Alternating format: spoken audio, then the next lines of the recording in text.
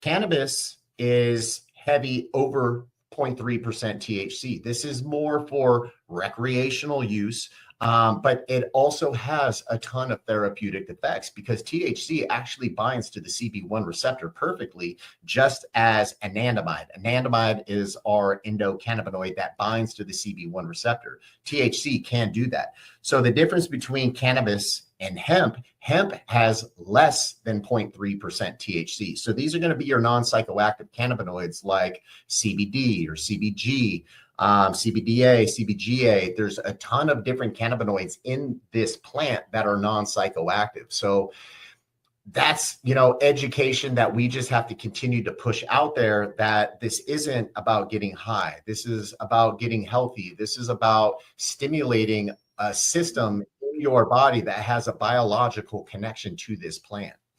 Yeah. And that's why I wanted to have you on, because it's so much, again, propaganda. And I was a victim of that propaganda, growing up when I saw somebody.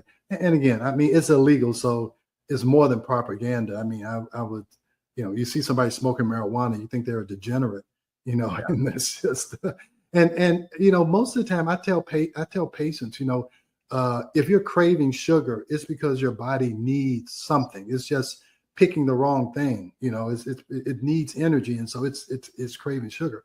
So you got to think that if people are doing illegal things and it's because the body needs something. It's trying to fill those receptors. That's how I look at any kind of craving. The body is wanting something. Sometimes it picks the wrong thing, but it's trying to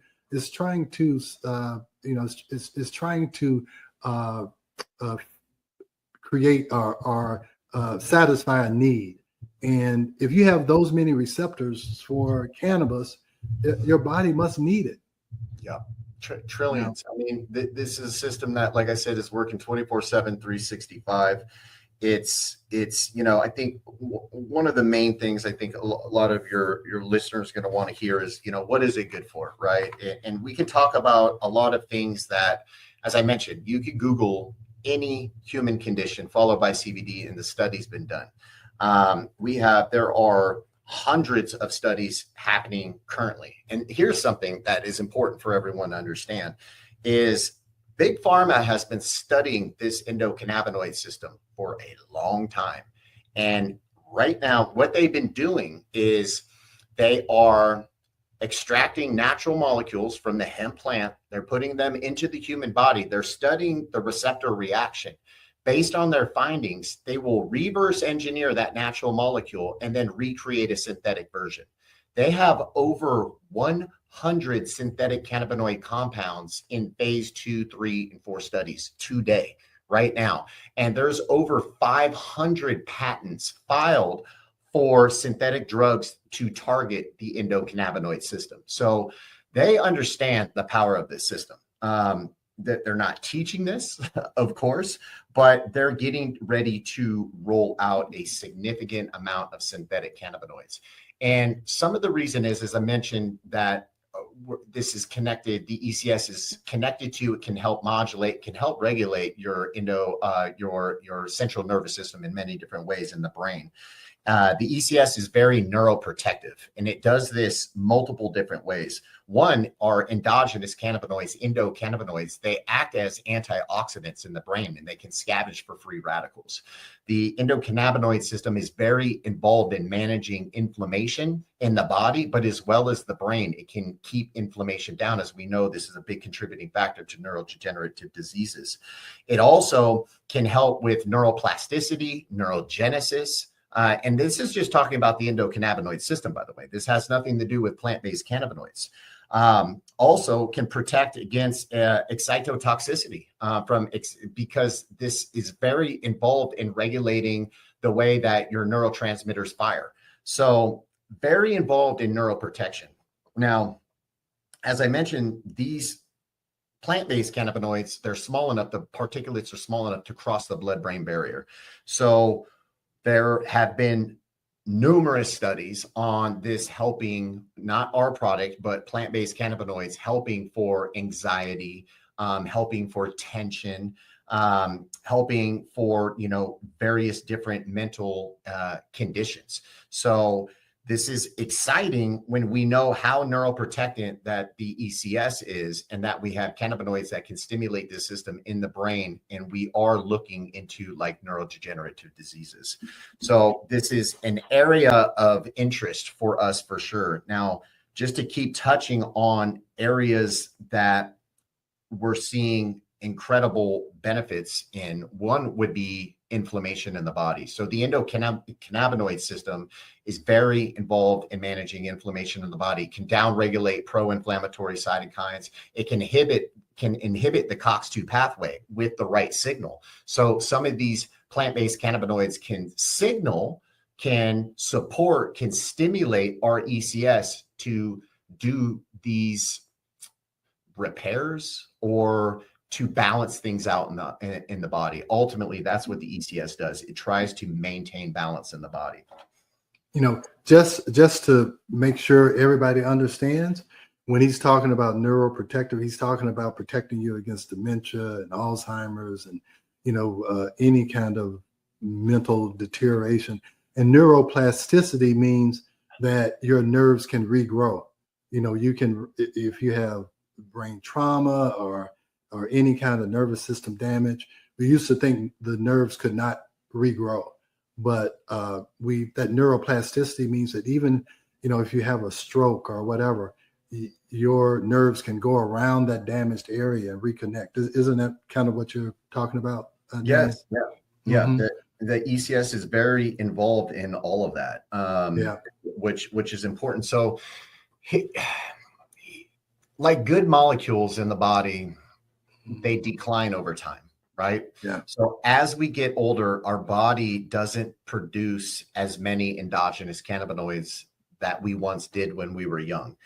Now, we have enzymes in our body. The average lifespan of an endocannabinoid is roughly 30 seconds to 2 minutes. So we have enzymes that are involved in the genesis of them, but then we have different enzymes that are involved in the destruction of them. So we make these on demand. Our body can make hundreds of millions to billions of endogenous cannabinoids a day because they are called when they are needed from the endocannabinoid system, when there is an imbalance in the body.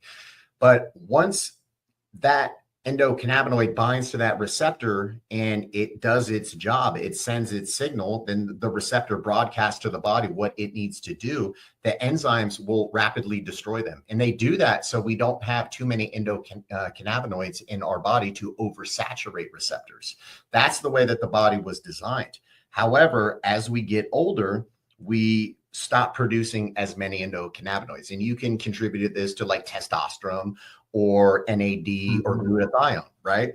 But we also have enzymes that can become overactive and they can actually destroy endocannabinoids before they actually reach the receptor.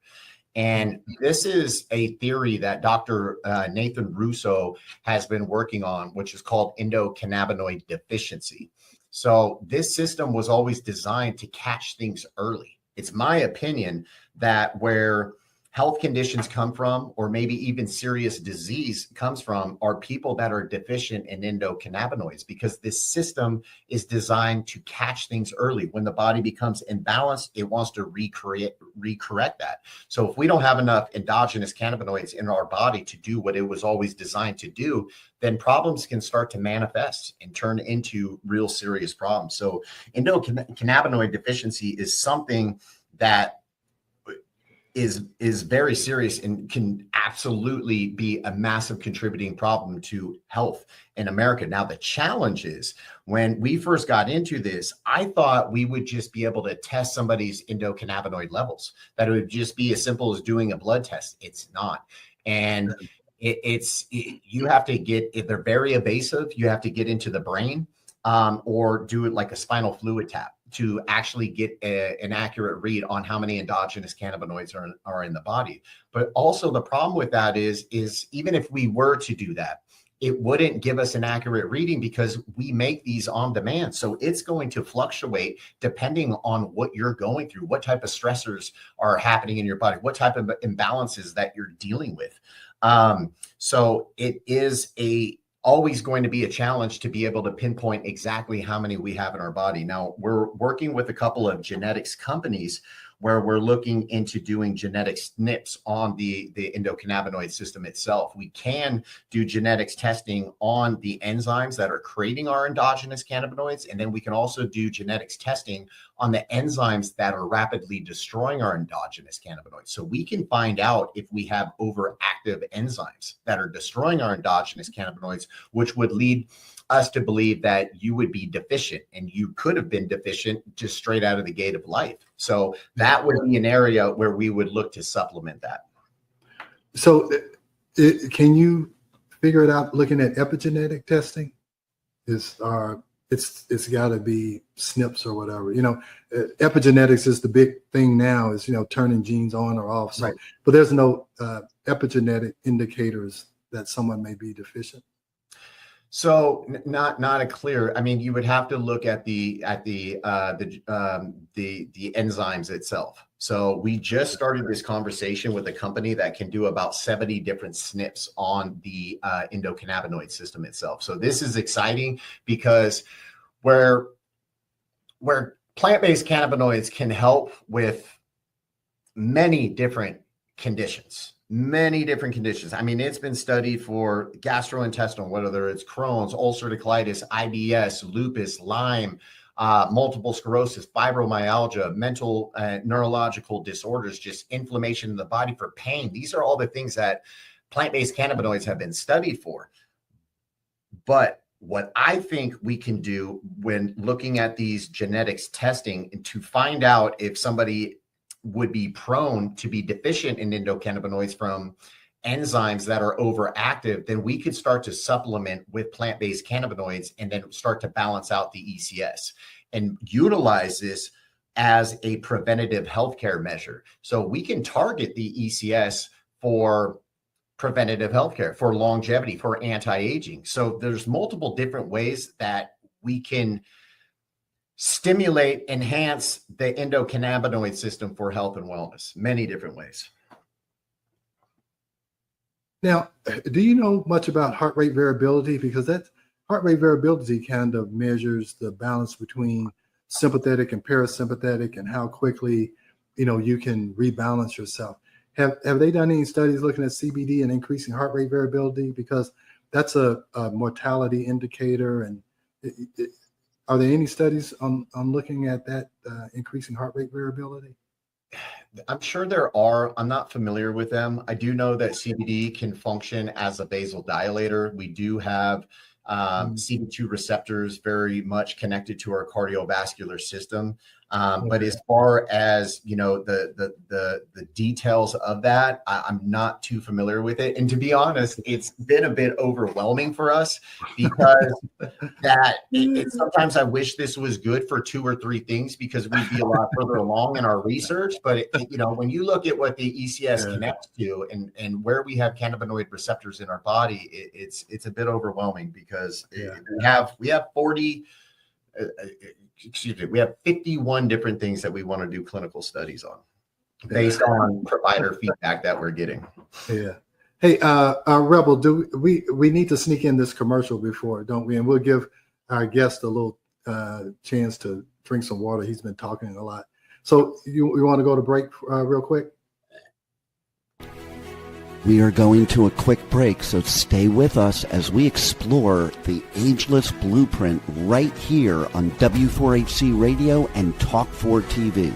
An ancient secret with a modern twist for better health and vitality. Dr. Taylor will be right back. Taking care of your health shouldn't mean taking a handful of pills every day. At Taylor MD Formulations, they create doctor-developed supplements that combine the best natural ingredients so you get the results you